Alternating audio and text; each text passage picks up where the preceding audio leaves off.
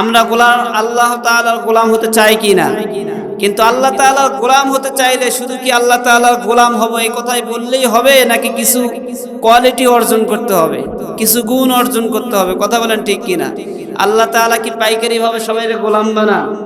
সবাই কি আল্লাহ তাআলার গোলাম হতে পারবে, নাকি কিছু গুণ অর্জন করতে হবে? তো এই জন্য আমরা সকলেই চাই যে আমরা আল্লাহ তাআলার প্রিয় বান্দা হব, আল্লাহ তাআলার গোলাম হব। কারণ কেন চাই?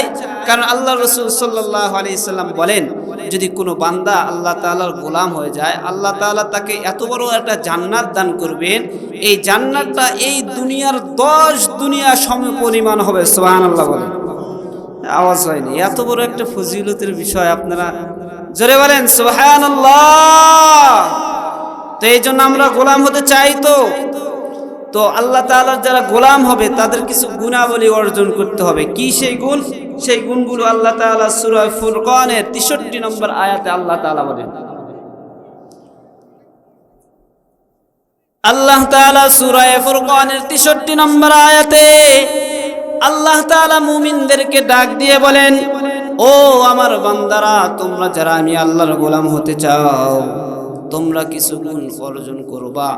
আল্লাহ তাআলা ঘোষণা করে দিলেন, ওয়া ইবাদুর রাহমানিল্লাযীনা ইয়ামশুনা আলাল আরদি হাওনা ওয়া ইযা খাতাবাহুমুল জাহিলুনা ক্বালু সালামা। আল্লাহু আকবার বলেন। মুসলমান বন্ধুরা রে আমার, আল্লাহ তাআলা সূরা ফুরকানের মধ্যে বলেন, ওয়া ইবাদুর রাহমানিল্লাযীনা ইয়ামশুনা আলাল আরদি হাওনা। ও দুনিয়ার মানুষ, তোমরা যারা আমি আল্লাহর গোলাম হতে চাও, তোমাদের জন্য 1 নম্বর গুণ হলো, তোমরা যখন জমিনের উপর চলবা বিনয়ের সঙ্গে চলবা, অহংকার খবরদার করবা না। অহংকার করা যাবে না। তাহলে রহমানের গোলামের 1 নম্বর গুণ কি বলেন? অহংকার করা যাবে না, বিনয়ের সঙ্গে চলতে হবে।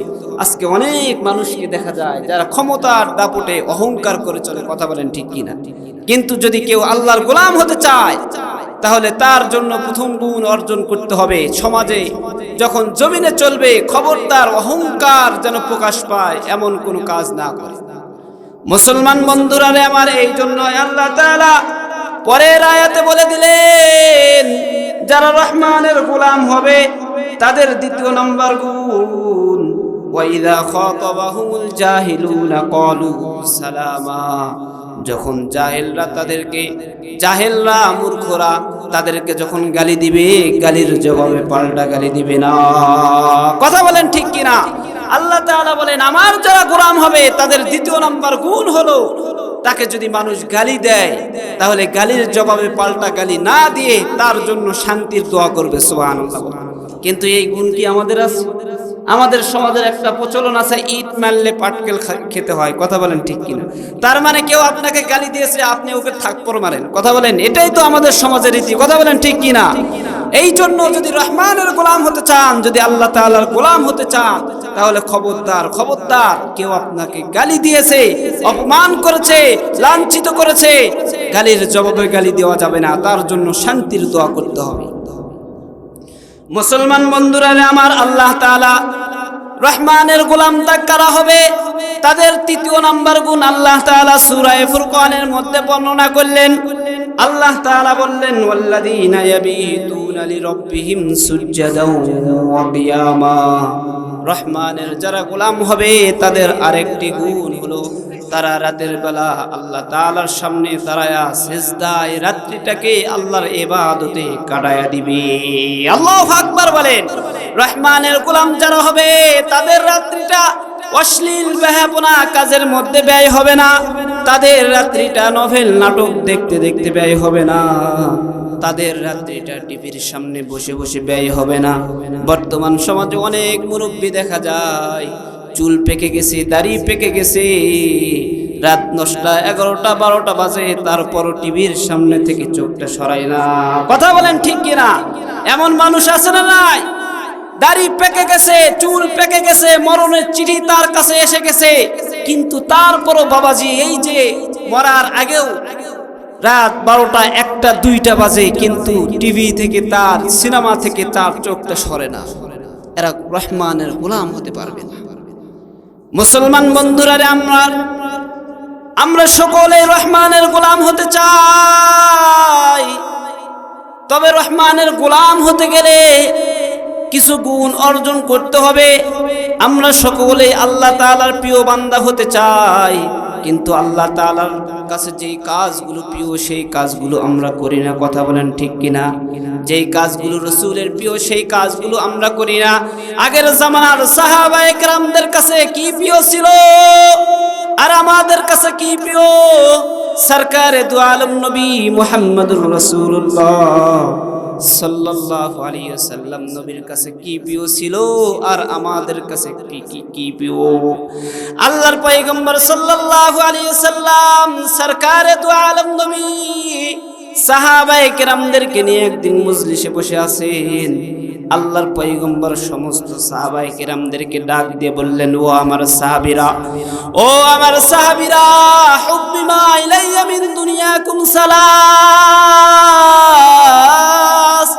ও আমার সাহাবীরা, পুরা পৃথিবীর মধ্যে আমি রাসূলের কাছে তিন জিনিস প্রিয়।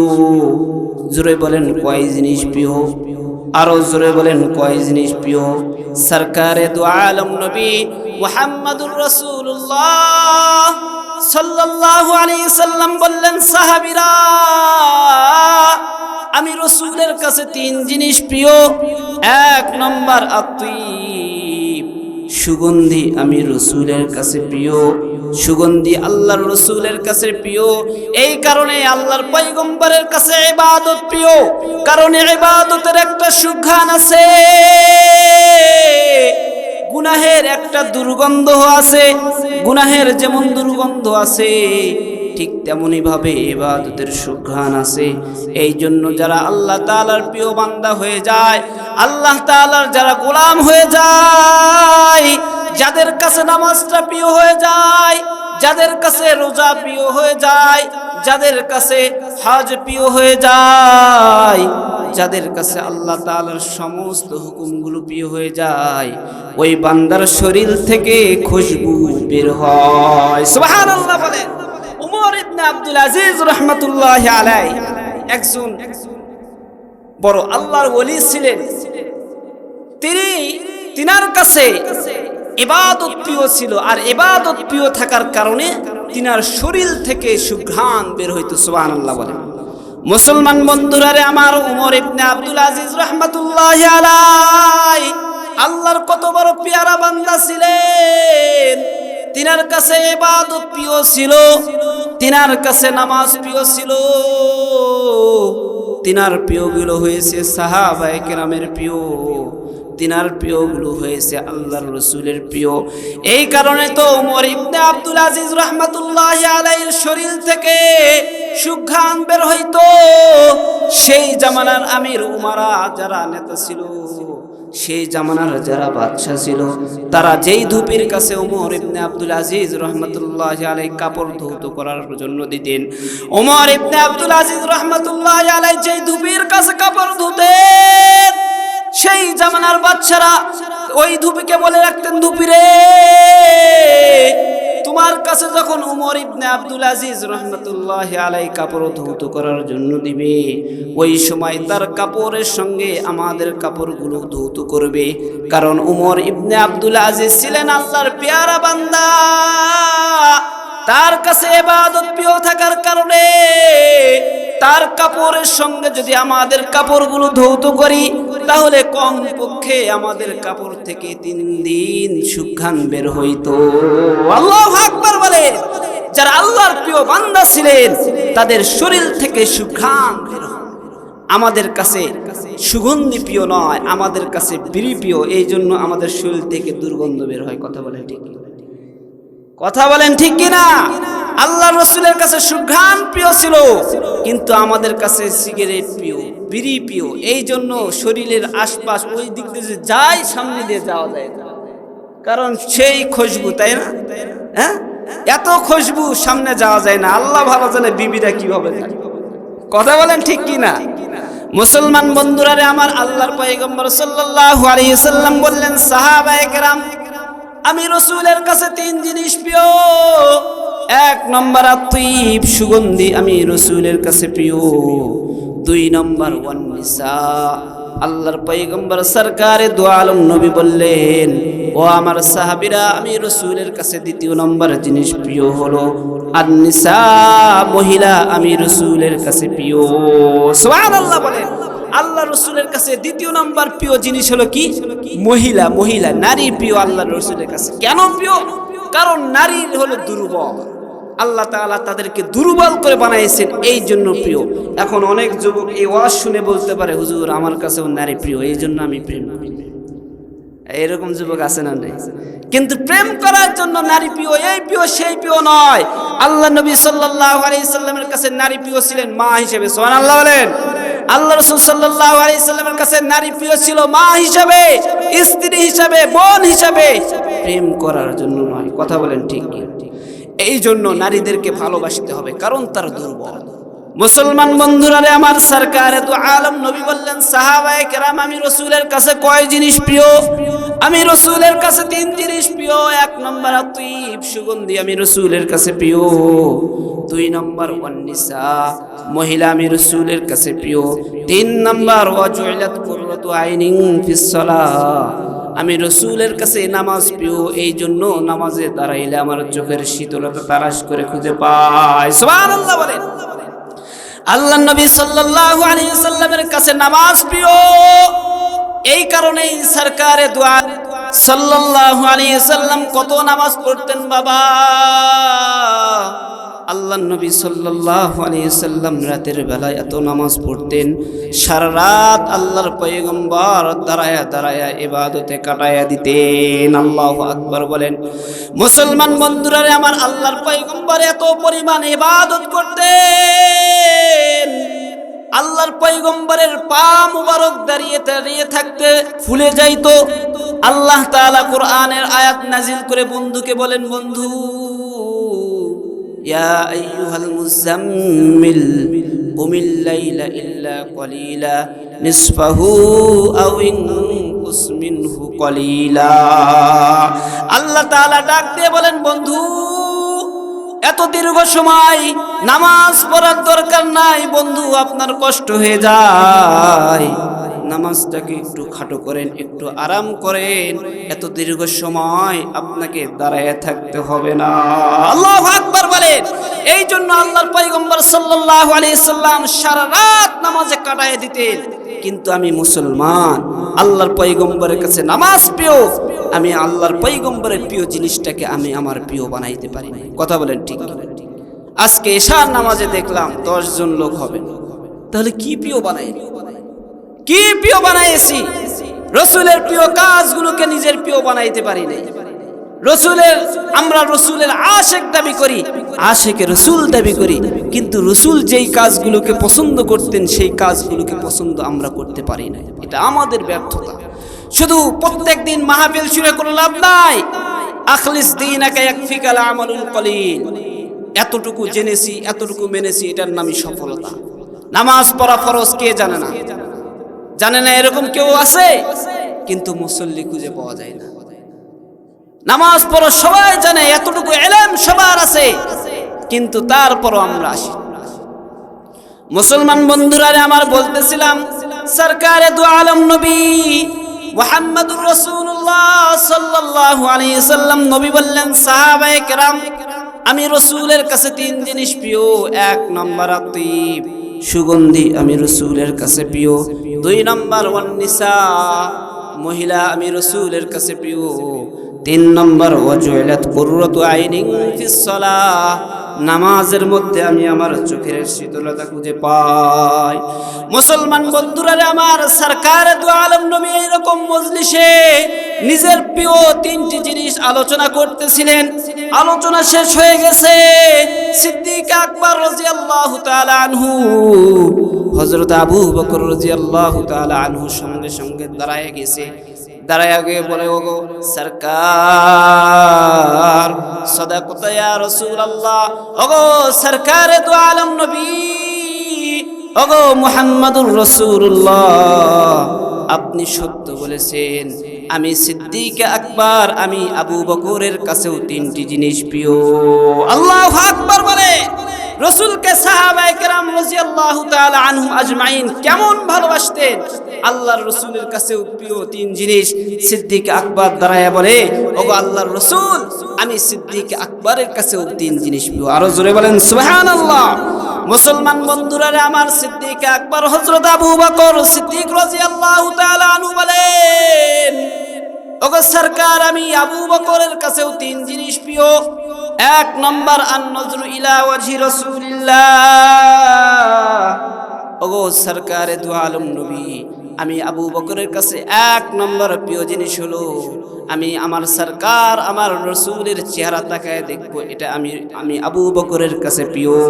সুবহানাল্লাহ বলেন, আমি আমার রাসূলের চেহারাকে তাকায় তাকায় দেখবো, এটা আমি আবু বকরের কাছে প্রিয়। মুসলমান বন্ধুরা আমার, এই কারণেই তো সরকারে দু আলম নবী যেই দিন মক্কা থেকে হিজরত করে মদিনায় যাচ্ছিলেন, যেই দিন সরকারে দু আলম নবী নিজের মা বাবার দেশ ত্যাগ করে যেই দিন হিজরত করে মদিনায় যাবেন, সঙ্গে ছিলেন হযরত সিদ্দিক আকবর রাদিয়াল্লাহু তাআলা আনহু, হযরত আবু বকর রাদিয়াল্লাহু তাআলা আনহুকে নিয়ে আল্লাহর পয়গম্বর সফর করতেছেন। গারে সৌরের মধ্যে অবস্থান নিয়েছেন। গারে সৌরের মধ্যে সাহাবায়ে কেরাম রাসূলকে কেমন মহব্বত করতেন বাবা শোনেন। সাহাবায়ে কেরাম হযরত আবু বকর রাদিয়াল্লাহু তাআলা আনহু গারে সৌরের মধ্যে নিজের রানটাকে আল্লাহর পয়গম্বরের জন্য বালিশ বানায় দিয়েছেন। দিয়ে বলেন, ওগো সরকার, আপনি আমার রানের উপর ঘুমায়া যান। আল্লাহর পয়গম্বর সিদ্দিক আকবরের রানের উপর ঘুমায়া গেছে। সিদ্দিক আকবর আল্লাহর নবীর চেহারার দিকে তাকায় আছেন। দীর্ঘদিন থেকে সরকার দু আলম নবীর চেহারা দেখে নাই, আজকে চেহারা দেখার সময় হয়েছে, কেউ ডিস্টার্ব করবে না। সরকারে দু আলম নবীর চেহারা দেখতেছেন। এইদিকে সাপে দংশন করেছে, ব্যথায় কাতর হয়ে গেছে, চোখ দিয়ে পানি ঝরঝর করে পড়তেছে। তারপরও সিদ্দিক আকবর আল্লাহর পয়গম্বরের চেহারা দেখা বন্ধ করেন না। আল্লাহু আকবার বলেন। মুসলমান বন্ধুরা আমার, শুধু তাই নয়, সিদ্দিক আকবরের চোখের পানি করে আল্লাহর পয়গম্বরের চেহারা মুবারকের উপর পড়ে গেছে। আল্লাহর পয়গম্বরের ঘুম ভেঙে গেছে। আল্লাহর পয়গম্বর বলে, রে সিদ্দিক রে, তোমার চোখের পানি কেন বের হয়? সিদ্দিক ডাক দিয়ে বলে, ওগো সরকারে দু আলম নবী, আমি আবু বকরের কাছে আপনার চেহারা দিকে তাকিয়ে থাকা আমার কাছে প্রিয় কাজ। আপনার চেহারা দেখতেছিলাম, ইতিমধ্যে সাপে আমাকে দংশন করেছে। সাপে কামড়ের ব্যথায় আমার শরীর টকবক করতেছে, কিন্তু আপনার চেহারা দেখা আমি বাদ দেই নাই গো সরকার। আল্লাহর পয়গম্বর আপনার চেহারা দেখতে দেখতে আমার সময় কেটে গেছে, আপনার চেহারা দেখা বাদ দেইনি আমি। আল্লাহু আকবার বলেন। এত প্রিয় ছিল, সাপে দংশন করেছে, সাপে কামড় দিয়েছে, তারপরও সিদ্দিক আকবর আল্লাহর পয়গম্বরের চেহারা দেখা বন্ধ করেন নাই। সুবহানাল্লাহ বলেন। মুসলমান বন্ধুরা আমার, এই কারণে আল্লাহর পয়গম্বর সাল্লাল্লাহু আলাইহি ওয়াসাল্লামের চেহারা মুবারক তাকিয়ে দেখা এটাও একটি সুন্নাত। আল্লাহর পয়গম্বরকে কি আমরা পাবো? আল্লাহর রাসূলকে কি আমরা পাবো? আল্লাহর রাসূলকে কিন্তু আমরা আর পাবো না বাবা।